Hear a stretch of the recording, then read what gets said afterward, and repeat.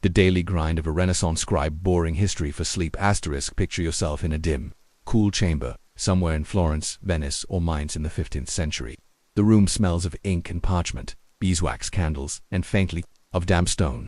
You are a scribe, one of thousands whose lives are spent hunched over a narrow table, turning blank sheets into repositories of knowledge, law, or faith, page by painstaking page. The day begins early, sometimes before sunrise, when the first light slants through high, narrow windows. Breakfast is sparse, a heel of bread, perhaps a fig, and a cup of watered wine or ale. Then, settling onto a rough bench, you reach for your tools. The scribe's companions are simple yet indispensable: sharpened goose quill pens, a pot of iron, gall ink, a knife for trimming the nib, and piles of parchment or paper sheets. Your hands are always stained, fingers dark with ink, nails rimmed with the dust of scraping and smoothing. Your work is meticulous, repetitive, and easily ruined by a moment's inattention. Each line must be straight, each letter evenly formed, each word correctly spelled, especially if the manuscript is destined for the hands of a patron or the shelves of a monastery.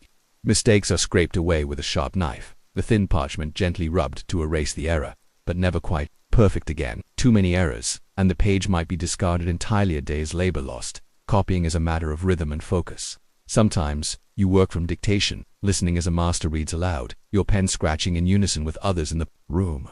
Other times, you lean close to a faded précieux original, tracing each phrase with your eyes, then reproducing it word for word. Your mind wanders easily. Sometimes you find yourself copying a phrase twice, or skipping a line, your thoughts drifting to lunch, to the weather, or to the street sounds drifting in through the shutters. The content varies, but much of it is repetitive religious texts, legal documents, contracts, or scholarly treatises. The Psalms, the Gospels, Aristotle's logic, the poetry of Petrarch, or the histories of Livy. Some texts are familiar, their words echoing in your mind from years of repetition. Others are obscure, requiring painstaking attention to detail. Occasionally, a wealthy patron requests something unique: a personal prayer book, a treatise on medicine, or a set of family records to be passed down the generations. Illumination is a rare treat.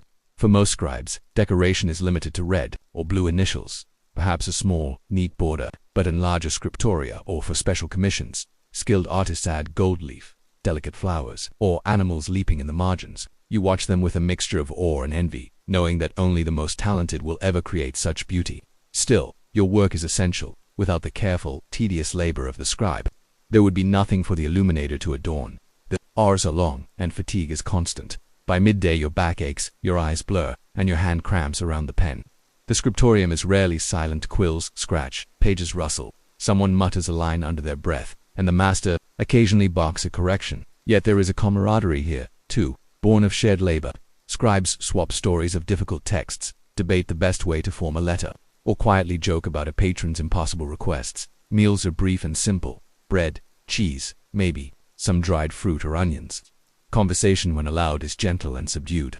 Laughter is rare, and the work always calls you back. In winter, the room grows cold, ink thickens and refuses to flow, and fingers go numb despite woolen gloves. In summer, heat makes the parchment curl, and sweat smudges the careful lines. Still, the pages must be filled, the stack beside you, growing ever higher. Your life is unremarkable in the eyes of most.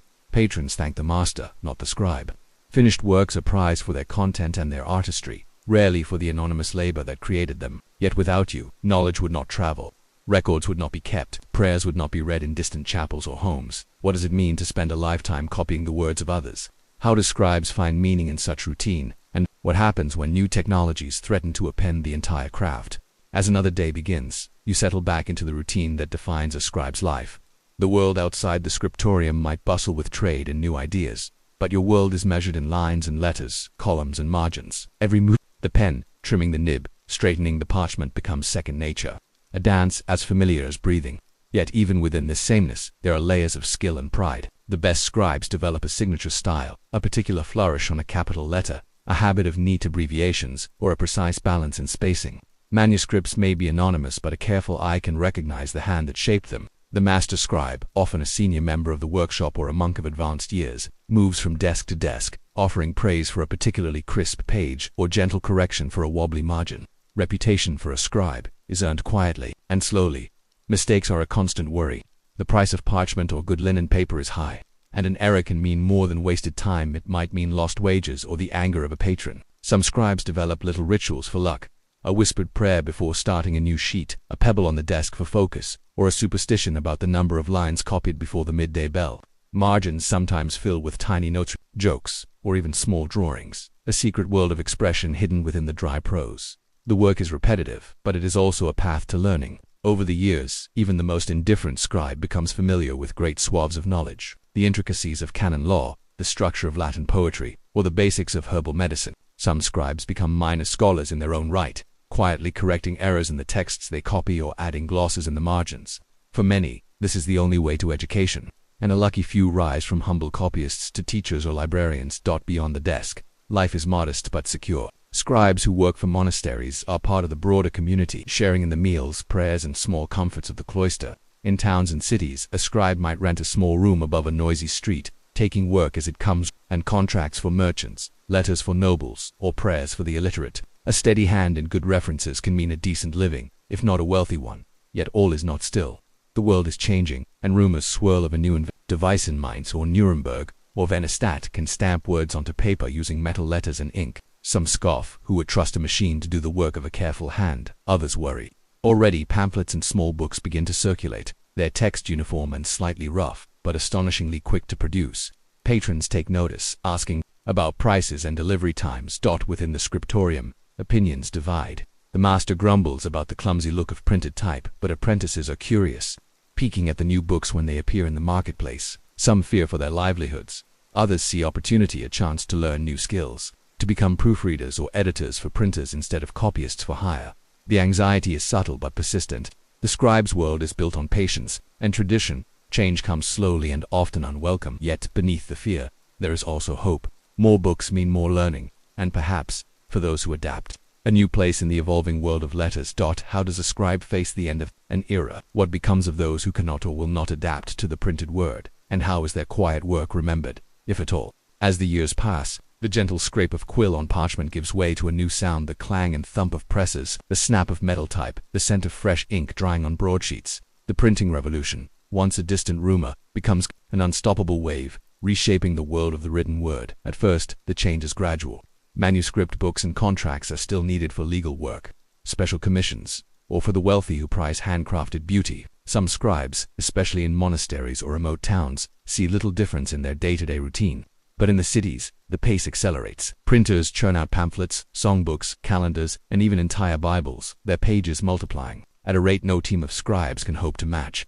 For many scribes, this means the end of their life's work. Some try to join the new industry, offering their skills as proofreaders, correctors, or even designers of the elegant fonts that will come to define the age of print. A lucky few transition smoothly, their experience with language and layout in demand. Others, unable or unwilling to adapt, find their work dwindling. The steady income that once kept bread on the table and a roof overhead becomes less certain.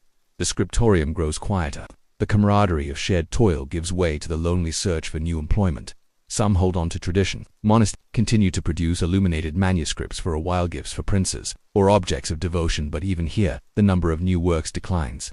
Scribes find themselves copying not original texts, but printed books, as patrons seek to preserve the look and feel of handmade volumes. Yet with each year, demand shrinks. There is, inevitably, a sense of loss. The pride of the scribe is patience. His care, his distinctive hand matters less in a world where speed and uniformity are prized. The great chain of teacher to apprentice, of wisdom passed from one careful hand to the next, is broken or transformed. Many who spent a lifetime at the desk feel adrift, unsure where they fit in a world that has, so quickly, moved beyond them. Yet their quiet legacy endures. The manuscripts created by scribes survive for centuries, treasured for their beauty, their individuality, and their connection to a world where every page was unique. Scholars pore over the tiny marginal notes, tracing the hands of scribes across borders and generations. Libraries and archives cherish the books, knowing that within them lies not only knowledge, but the mark of hundreds of lives spent in service to the written word. For the world at large, the scribes' labor makes possible the very revolution that displaces them. It is their careful copying, their preservation of texts, that gives printers the material to reproduce.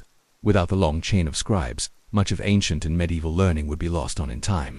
The memory of the scribes' daily grind, which fades into the background, but their influence lingers in the margins of every printed book and in the shape of every carefully formed letter. The act of writing slow, deliberate, and mindful remains a model for anyone who values craft over speed, depth over breadth. So as you drift off to sleep, imagine the quiet persistence of those who labored in anonymity, their work scattered across the world, sometimes recognized, more often forgotten.